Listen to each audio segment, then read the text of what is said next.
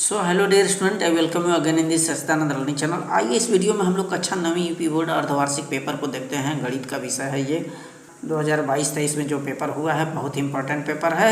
और यदि आप हमारे चैनल पर इंग्लिश का पेपर, हाफ ईयरली इंग्लिश का पेपर नहीं देखे हैं, हिंदी का पेपर नहीं देखे हैं, विज्ञान कक्षा 9th का पेपर नहीं देखे हैं, तो डिस्क्रिप्शन बॉक्स में लिंक पड़ा हुआ है, जाकर को वहाँ पर चेक कर सकते हैं और अपने एग्जाम की प्रिपरेशन कर सकते हैं। शुरू में यहाँ पर इंस्ट्रक्शन कुछ दिया गया है, निर्देश दिया गया है। यह पेपर जो है 2 खंडों में व्यक्त होगा, खंड अ, खंड ब। और खंड अ जो है ना, ये बहुविकल्पी क्वेश्चन है, मल्टीपल चॉइस क्वेश्चन, जो कि OMR सीट पे भरना है। और खंड ब आपको लिखना है कॉपी में। तो जो भी विकल्प सही होगा यहाँ पर OMR सीट में जो गोले हैं सही सही भरना है आपको। यहाँ पर पहला क्वेश्चन दिया गया है कि 2 करड़ी में 3 गुणित 3 करड़ी में 3 का मान होगा।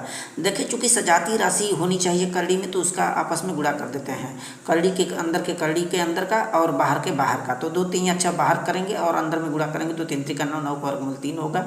और 3 में जब आप 6 का गुणा करेंगे तो 18 आएगा। इस प्रकार से वर्गमूल निकाल लेते हैं। 9 का 3 आएगा, चूंकि 2 3 6 6 का 18 इसका मान आएगा। ये सी वाला विकल्प इसमें राइट हो जाएगा। क्वेश्चन नंबर दूसरा देखें, लिखा है कि x के पावर 2, यहाँ पर ये चिन्ह जो है ना घातांक को प्रदर्शित कर रहा है। x के पावर 2 प्लस x में बहुपद का घात होगा। तो कोई भी बहुपद हो, उसका अधिकतम घात ही उसका बहुपद का घात कहलाता है। अब चूंकि यहाँ पर जो भी बहुपद दिया गया है, इसमें ये सबसे बड़ा घात 2 है, इसलिए इसका बहुपद का घात यहाँ पर 2 इसका आंसर होगा। तो इसमें जो विकल्प होगा यहाँ पर दूसरे का सी वाला सही होगा, 2। अब तीसरा क्वेश्चन दिया है कि 2 चर वाले रैखिक समीकरण का हल होता है। देखिए, कोई भी 2 चर वाला रैखिक समीकरण होता है जिसमें एक x की वैल्यू होगी, दूसरा y का वैल्यू होगा। तो x का कुछ मान रखेंगे तो y का निकलेगा, फिर x का कुछ और रखेंगे तो y का कुछ और निकलेगा। यानी कि इस तरह से अनेकों हल होते हैं। तो सी वाला विकल्प यहाँ पर राइट हो जाएगा। चौथा क्वेश्चन देखिए कि दिया गया जो फार्मूला चित्र है, इसमें इस चित्र में कोण AOC पूछ रहा है। कोण AOC यानी ये वाला कोण पूछ रहा है। टोटल तो 180 होता है। अब 180 में से जब 75 घटाएंगे तो AOC निकल आएगा। तो इस प्रकार से घटा करके इसकी वैल्यू टोटल 105 अंश आएगा। अर्थात इसमें जो विकल्प सही होगा आपका सी वाला विकल्प राइट हो जाएगा। क्वेश्चन नंबर 5वां देखिए, a के पावर 2 और इसके भी पावर 4। तो घात के ऊपर घात होता है तो घातों का आपस में गुणा कर दिया जाता है।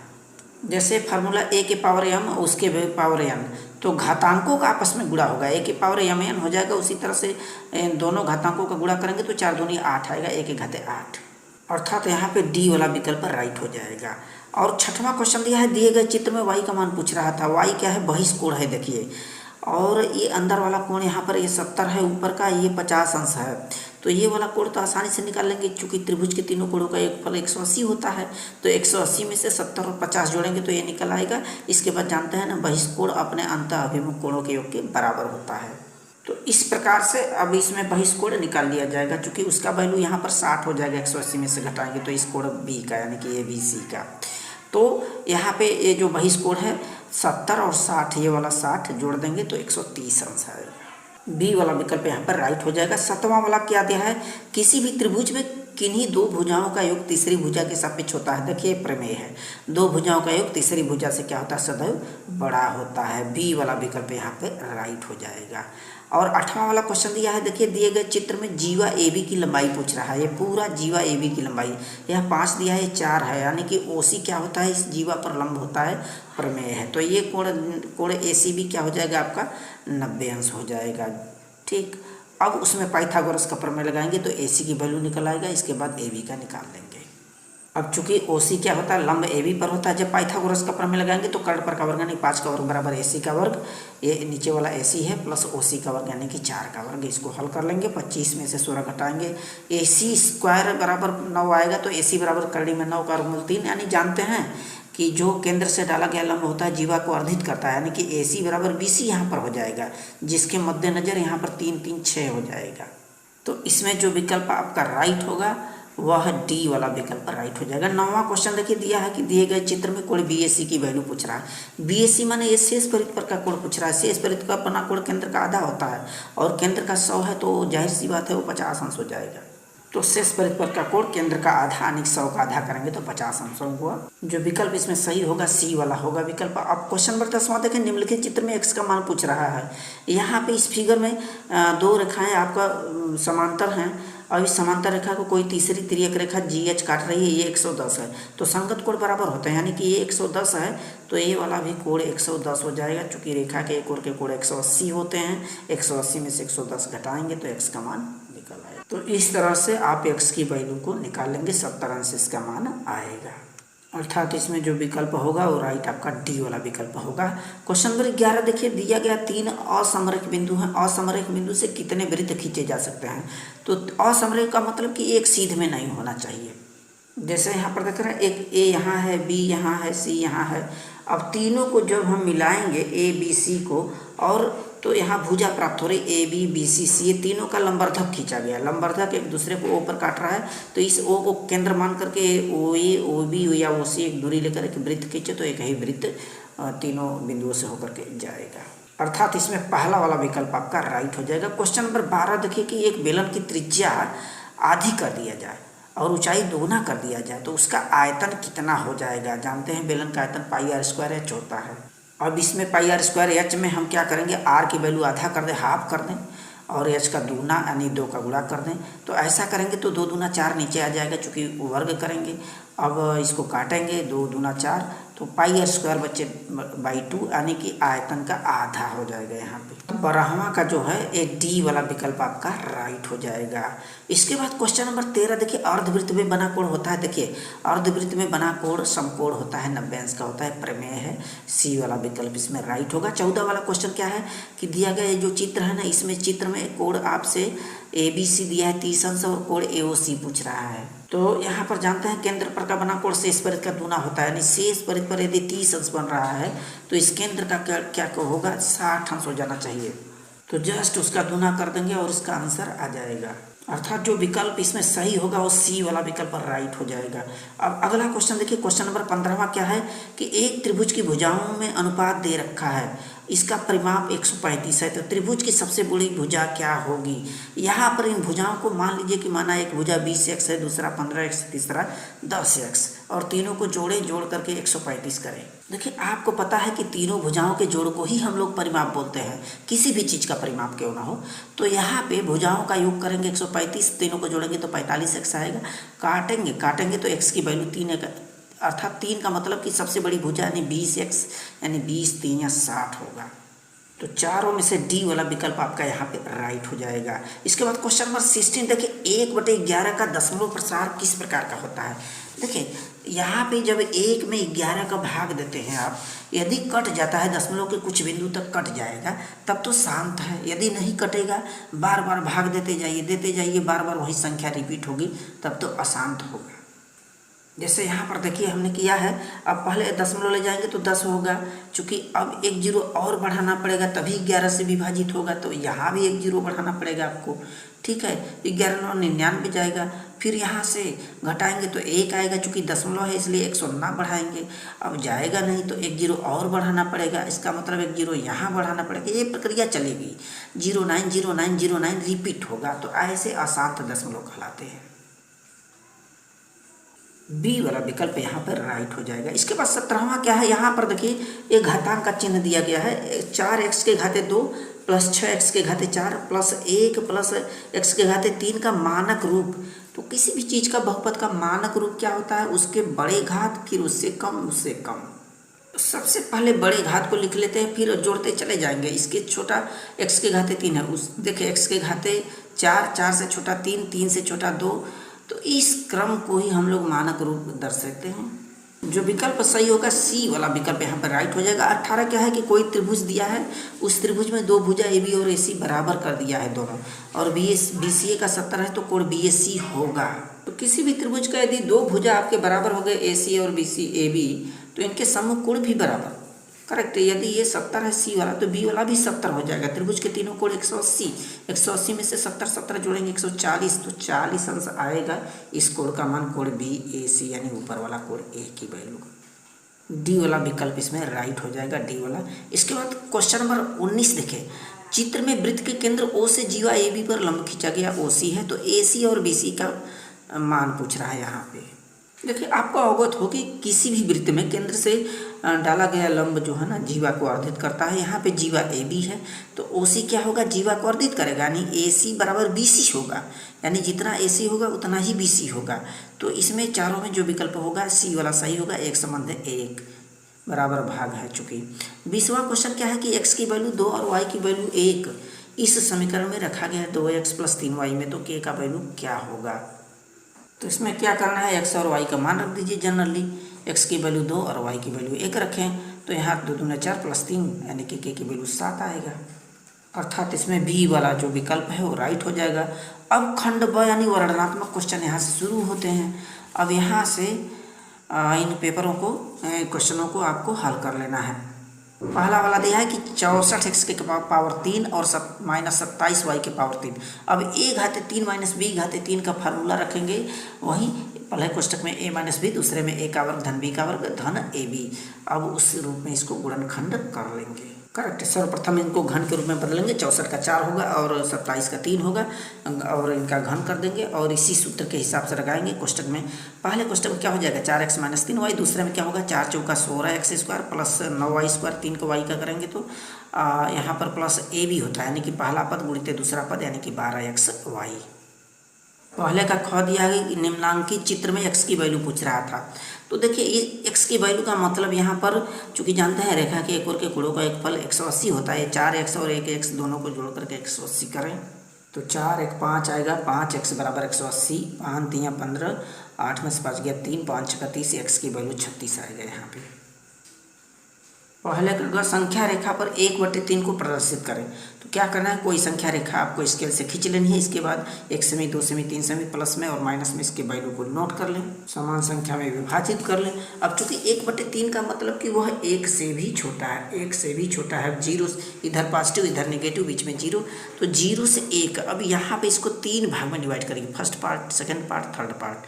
अब 1/3 का मतलब कि पहला वाला हिस्सा, यानी कि यहाँ पे ही 1/3 आपको दर्शा देनी है। अब पहले का अगला क्वेश्चन घ का देखिए, 2,3 समीकरण 2y बराबर ax + 5 के आलेख पर स्थित है, तो a की वैल्यू पूछ रहा था। तो 2,3 का मतलब कि 2 जो है ax की वैल्यू होता है और भुज, और दूसरा जो कोटि यानी कि y की वैल्यू 3 होता है। तो इसमें हमें x के स्थान पे 2 रखना है और y के स्थान पर 3 रख करके इसको सॉल्व करके a का मान निकाल लेते हैं। तो इसमें मान रखेंगे आप x के स्थान पे 2 और y के स्थान पे यहाँ पे 3 रखेंगे और उसको सॉल्व करेंगे और पक्षांतर करेंगे। 6 में से 5 गया 1, यानी 2a बराबर 1 आएगा। तो a की वैल्यू आपका 1/2 आएगा। अब अंक का यहाँ पर दिया है कि x के पावर 5 y माइनस xy के पावर 5 का गुणनखंड करना है। तो इसमें क्या करेंगे, हमें कॉमन लेना पड़ेगा। जब कॉमन आप लेंगे तो कोष्टक में क्या बचेगा, कॉमन का मतलब कि एक ये तो भाग दे दोनों पदों में, एक्स वाई का इसमें भाग देंगे तो वाई से वाई कट जाएगा, एक्स के घाते 4 आएगा, यहाँ पर एक्स कटेगा, वाई के घाते 4 आएगा। अब चूंकि इसको वर्गांतर मेथड a² - b² का फार्मूला सेटअप करेंगे, चूंकि एक्स के घाते 4 है तो एक्स के घाते 2 घाते 2, 2 दूना 4, इसको वर्गांतर के रूप में चेंज करेंगे। अब एक कोष्टक में क्या होता है a + b, दूसरे में a - b वाला फार्मूला, यहाँ पर प्लस हो जाएगा, यहाँ पर माइनस हो जाएगा, यहाँ एक्स वाई पहले ही रख लें। इसके बाद क्या करेंगे, आगे यहाँ पे उनको उतार लेंगे यथावत, लेकिन यहाँ पे x² - y², चूँकि a² b² का एक बार पुनः से फार्मूला अप्लाई करेंगे तो एक कोष्टक में यहाँ पे हो जाएगा x + y और दूसरे में x - y, और टोटल राशि यहाँ पर उतार लेंगे, यहीं इसका बहुपद का गुणनखंड होगा।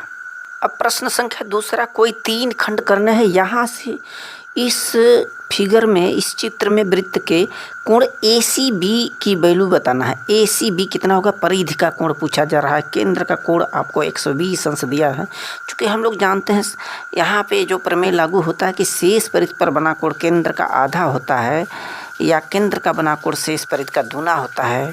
तो शेष परिधि का कोण केंद्र का आधा होता है, यानी कि जब 120 का आधा करेंगे तो 60 अंश आएगा यहाँ पे। अब दूसरे का ख देखें, यहाँ पर गुणनखंड करना है x² + 10x + 24। तो यहाँ पे तो a और c का सर्वप्रथम आपस में गुणा करेंगे। यहाँ पे a की वैल्यू कुछ नहीं तो 1 दिया है, 1। 24 से कम 24 का ऐसा खंड करना होगा कि b के बराबर हो। यहाँ पर x के पहले b का a b, यहाँ c, तो b के बराबर यानी 10 के बराबर आना चाहिए। 6 चौका 24, 6 4 कितना होगा 10। अब यहाँ पे 10 के स्थान पे 6 + 4 हमको जनरली रख देना है और रख करके इसका गुणनखंड कर लेना है। इस x का जैसे ही अंदर गुणा करेंगे एक्स स्क्वायर यहाँ आएगा, यहाँ पे क्या होगा 4x + 6x + 24, दो का जोड़ा बनाइए और जोड़े में यहाँ पर देख रहे हैं ना x कॉमन है, x कॉमन ले लीजिए तो x से x भाग देंगे तो x आएगा, +4 आएगा, यहाँ से प्लस 6 चौका 24, 6 से भाग देंगे दोनों में x + 4 आएगा। अब दोनों से का यहाँ पर कॉमन ले लीजिए, x + 4 जब कॉमन हो जाए तो यहाँ से बचेगा, दूसरे कोष्टक में क्या बचेगा x + 6, यहीं इसका गुणनखंड होगा। अब दूसरे का ग देखें, x के किस मान के लिए AOB एक सरल रेखा है।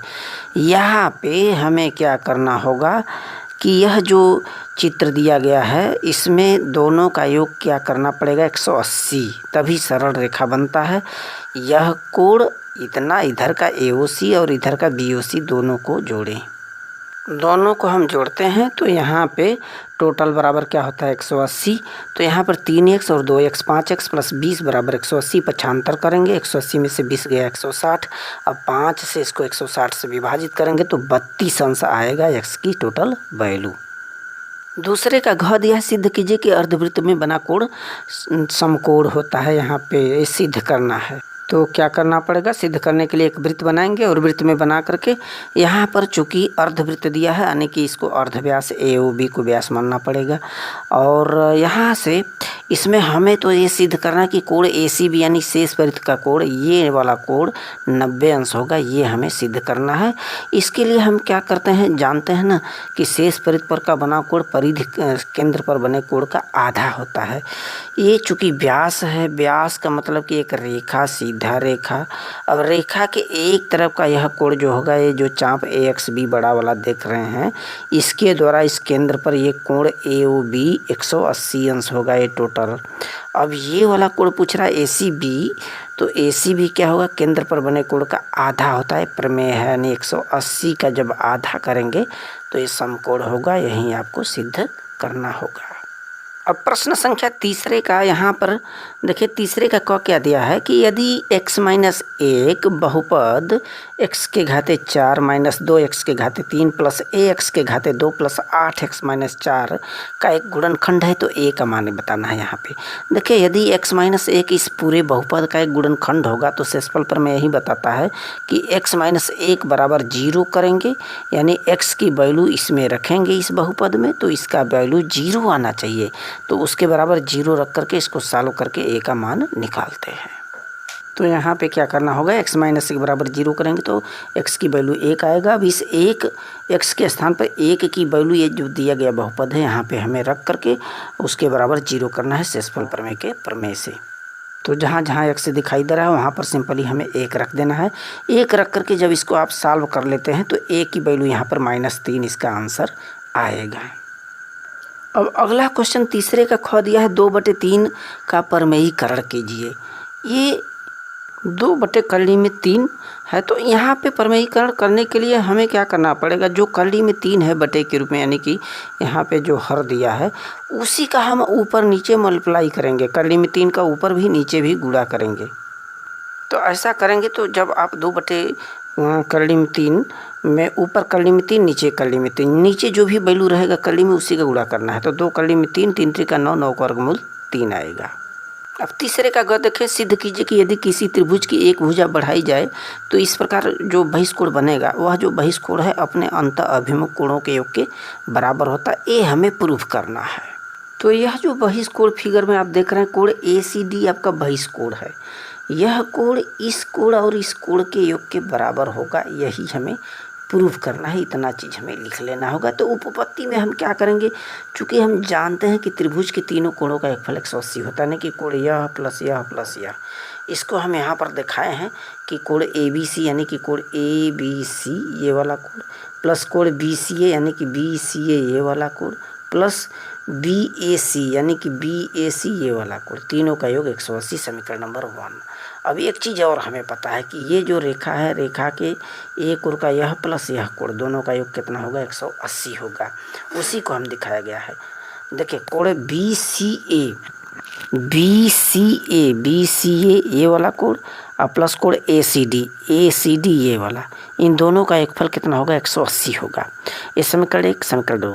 समीकरण 1 और 2 दोनों में देखें आपका राइट हैंड साइड बराबर है तो लेफ्ट हैंड साइड भी बराबर होना चाहिए। जब बराबर किया जाएगा तो यहाँ से BCA से BCA कट जाएगा, यानी कि जो वैल्यू आएगा यह ACD को इस पक्ष में लिख लिया हमने, बराबर कोण ABC या प्लस कोण BAC, यानी कि यह जो ACD है बहिष्कोण, यह कोण आपका ABC यानी यह कोण प्लस BAC यानी यह कोण, दोनों कोणों के योग के बराबर होता है।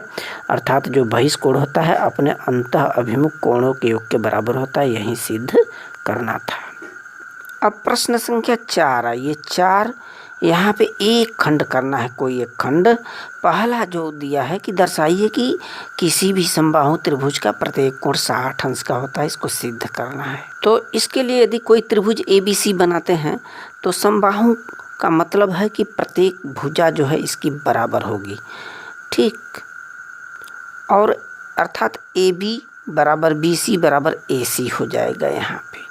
अब हम जानते हैं कि यदि कोई त्रिभुज है, यदि उसकी भुजाएं बराबर हैं तो उनके सम्मुख कोण भी बराबर होंगे, सभी कोण भी बराबर आपस में होंगे, ठीक। इसके सामने का ये कोण, इस भुजा के सामने का ये, इस भुजा के सामने का ये। यदि एक को x मान लें तो तीनों ही x हो जाएंगे और तीनों जो है तीनों का योग 180 करना पड़ेगा, चूँकि हम जानते हैं कि त्रिभुज के तीनों कोणों का योगफल 180 होता है। तो x प्लस x, चूँकि सभी भुजाएं बराबर तो सभी कोण बराबर।